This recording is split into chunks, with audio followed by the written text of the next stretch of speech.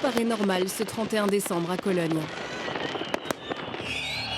Place de la Cathédrale, dans l'un des quartiers les plus animés ce soir-là, des centaines de personnes sont rassemblées pour fêter le Nouvel An.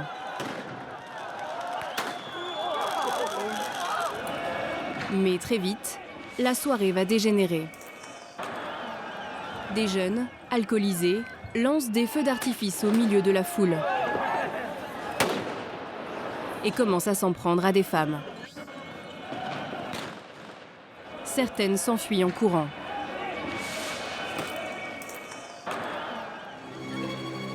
Svenja était sur place. Pour elle, le réveillon a viré au cauchemar. 10 jours plus tard, la jeune femme de 29 ans revient sur les lieux pour la première fois, la gorge nouée. Ah, c'est très oppressant comme sentiment, je n'y arrive pas là.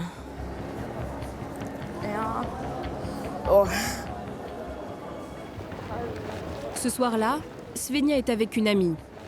Après le feu d'artifice, sur le chemin du retour, elles doivent traverser la gare, bondée. L'enfer commence.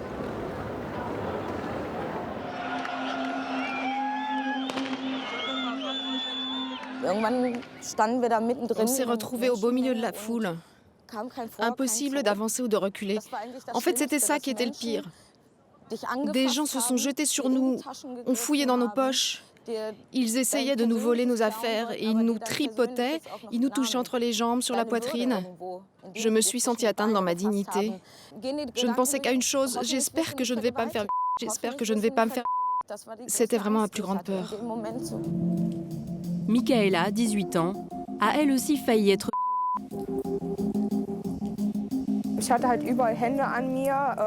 Je sentais des mains partout sur moi, sur mes fesses, sur mes seins, partout.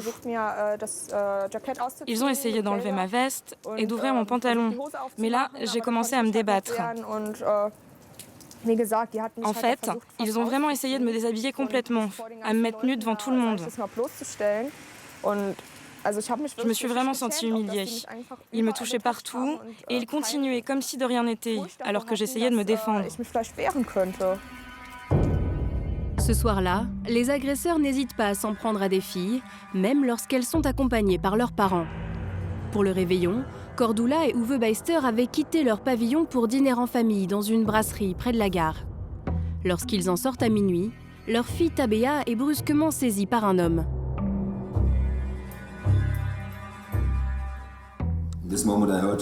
J'ai entendu ma fille crier. Alors je me suis retourné, j'ai vu quelqu'un qui l'a soulevée. Elle criait « Arrêtez, je ne peux plus respirer !» Le type était juste à 1 mètre de moi. Je l'ai attrapé par le bras, je lui ai dit d'arrêter. Il est tombé par terre, il avait l'air surpris par ma réaction. Et il était un peu effrayé. Et là, il s'est levé et il est parti. Tout allait très vite. Et juste une seconde plus tard, ma fille s'est mise à crier de nouveau. Je me retourne et je lui demande « Qu'est-ce qui se passe encore ?» Et là, elle me dit « Un homme vient de m'attraper par derrière et de me pincer les seins. » La famille va se réfugier dans la brasserie pour échapper aux agresseurs. Ce soir-là, toutes les victimes se demandent pourquoi les forces de l'ordre n'interviennent pas. 210 policiers sont pourtant déployés dans le quartier. Des effectifs insuffisants qui, très vite, sont débordés. Poursuivis par des hommes, ces jeunes femmes ont cherché la police, en vain. On avait besoin d'aide, on était toutes seules. Là, on a couru vers des voitures de police, mais il n'y avait personne dedans. Il n'y avait pas de policiers pour gérer la situation. Et nous, en tant que femmes, on s'est sentis complètement abandonnées. Si la plupart des femmes ont échappé au pire, c'est grâce à l'intervention d'hommes courageux. Comme l'agent de sécurité de ce grand hôtel, situé à 2 pas de la cathédrale. Ivan Jurcevic était posté à l'entrée de l'établissement.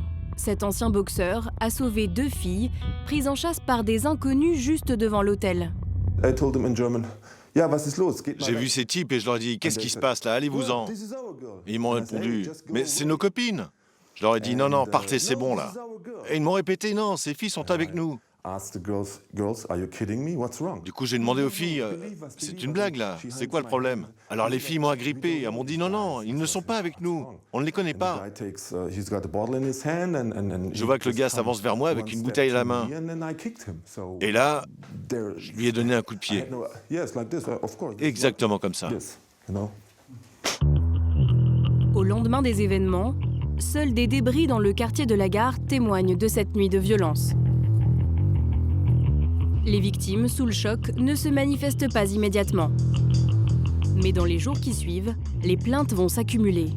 100, 300, plus de 500 aujourd'hui. Des plaintes pour vol à la tire, mais aussi dans plus de la moitié des cas, pour agression sexuelle, dont 2.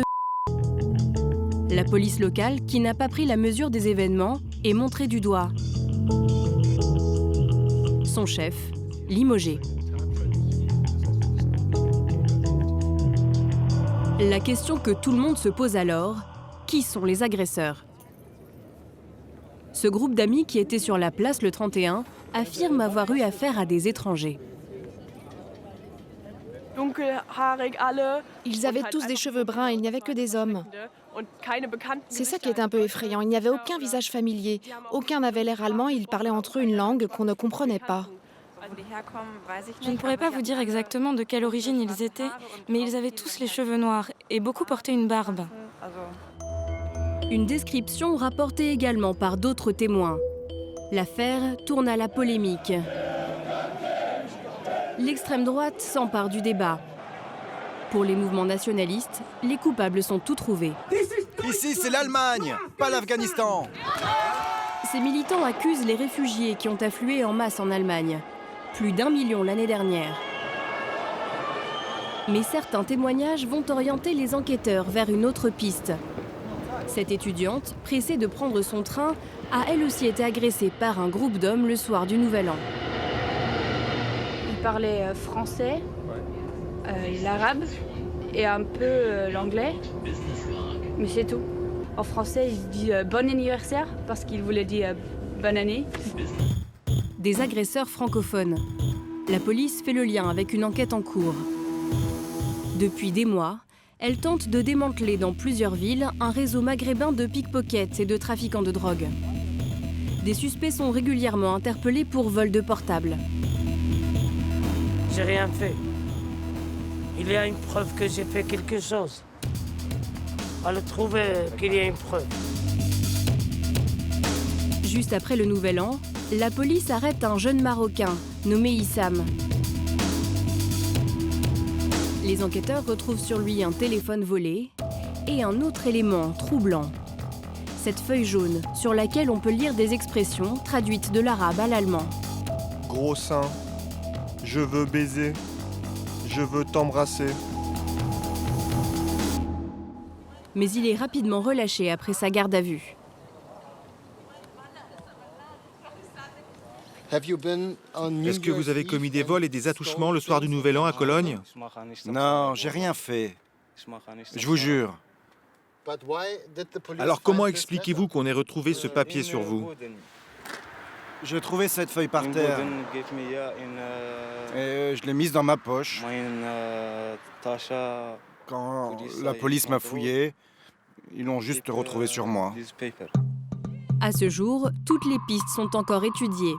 Parmi la trentaine de suspects interpellés, certains sont demandeurs d'asile, d'autres non. Il y a des Syriens, des Iraniens ou des Algériens. 2 Allemands et un Américain sont aussi soupçonnés. Toujours est-il que la chancelière Angela Merkel est au pied du mur. Alors, elle durcit le ton. Notre devoir est de nous assurer que les procédures d'expulsion et de reconduite à la frontière sont adaptées à la situation. Nous devons envoyer un signal clair à tous ceux qui ne sont pas prêts à respecter nos lois.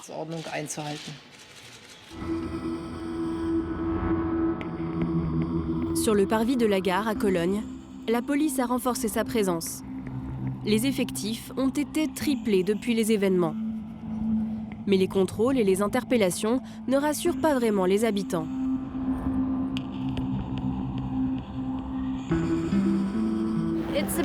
On ne se sent plus en sécurité et ma famille a peur. Mes parents me disent que je devrais sortir en groupe maintenant. À la gare centrale, où des milliers de voyageurs transitent chaque jour, les femmes sont sur le qui-vive et se méfient des inconnus. Laura et Chayana viennent de faire une mauvaise rencontre. On vient juste de se faire aborder. Les types nous ont même suivis. Je pense que c'était des réfugiés. Ils disaient qu'on avait l'air sympa et ils nous ont demandé notre numéro de téléphone. Ouais, ils arrêtaient pas de nous coller. Sans dire un mot, les deux jeunes femmes ont passé leur chemin. Depuis cette nuit de la Saint-Sylvestre, de nombreux Allemands s'interrogent sur la politique d'accueil des réfugiés. Comme Uwe et sa femme Cordula, qui parlent couramment français. On ne veut pas fermer, on veut dire, voilà, vous êtes les bienvenus. Mais si les gens ne veulent pas accepter notre culture, ça pose un problème. Et ça, c'est mon problème pour l'instant. C'est-à-dire ? Je ne veux pas être raciste et je ne veux pas avoir peur. Je veux vivre comme toujours, quoi. Et je veux que mes filles sortent et qu'elles s'amusent. Au-delà du débat sur les réfugiés, certains Allemands ont décidé d'apprendre à se défendre.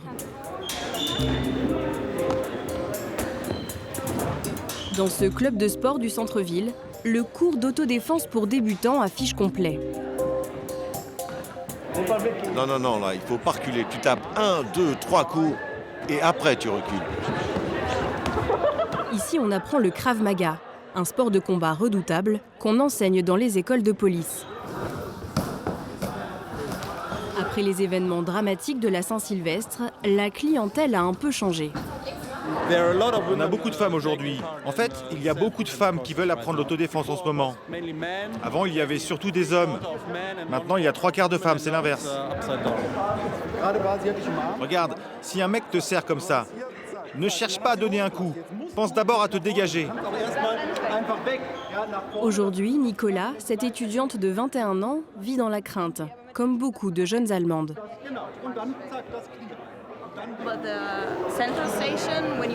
Quand on marche dans la gare la nuit, l'atmosphère est pesante. On est mal à l'aise. C'est pas comme avant, on se demande toujours ce qui pourrait arriver. Alors qu'avant, on se posait pas ce genre de questions. Vous savez, on n'a jamais été confronté à ça avant. Pour les aider à surmonter leur peur, le coach va simuler une situation qu'ont vécue des femmes le soir du réveillon, quand des groupes d'hommes les ont encerclées. Pour Andy, il n'y a qu'une façon de s'en sortir. Dans cette situation, il ne faut pas essayer de se battre. Quand les gars te serrent comme ça, il faut essayer de se faufiler et prendre la fuite, c'est tout. En attendant les conclusions de l'enquête, certains en tout cas redoutent de nouvelles violences. Dans 15 jours, 1,5 million de personnes participeront au carnaval de Cologne.